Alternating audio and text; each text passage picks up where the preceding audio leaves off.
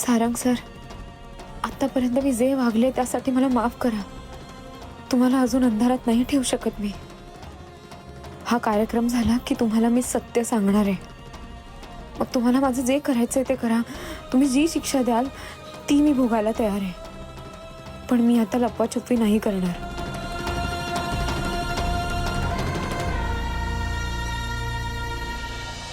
सावली, surprise surprise.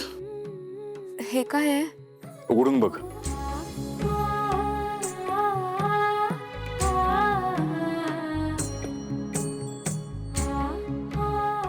Sari?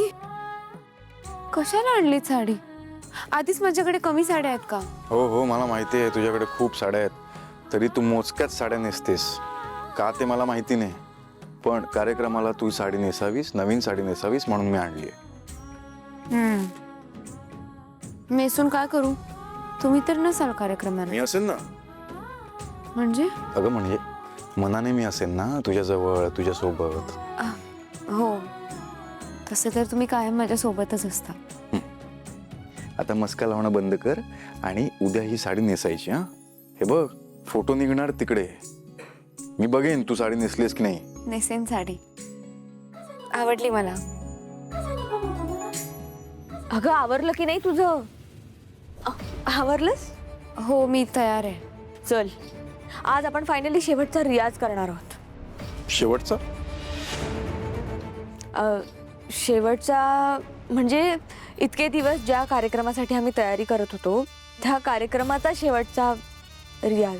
अच्छा, कार्यक्रम चांगला होईल. माझ्याकडून खूप खूप शुभेच्छा. थँक्यू.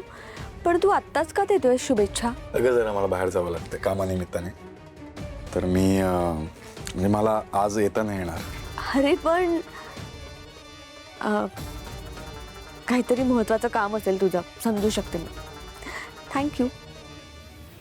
अहो, नीट जा. गाडी हळू चालवा आणि पोचलात की मला फोन करा. पोचलो की फोन करेन तुला. जा तू आता रियाजाला जा.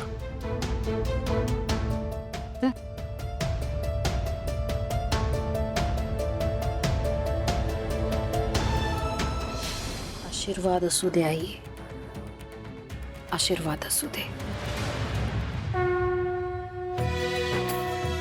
देवाकडे जे काही मागितलेस ना ते सगळं तुला मिळू दे. आणि हो, आजच्या तुझ्या कार्यक्रमासाठी माझ्याकडून खूप खूप शुभेच्छा. Thank you Maugham. अगं खूप खूप आशीर्वाद. सगळं छान होईल तुझं. जा.